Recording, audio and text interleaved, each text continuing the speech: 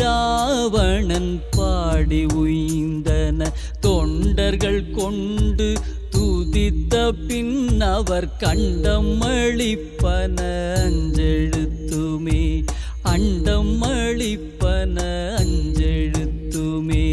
நமச்சிவாய நமச்சிவாய நமச்சிவாய நமச்சிவாய நமச்சிவாய நமச்சிவாய நமச்சிவாய நமச்சிவாய.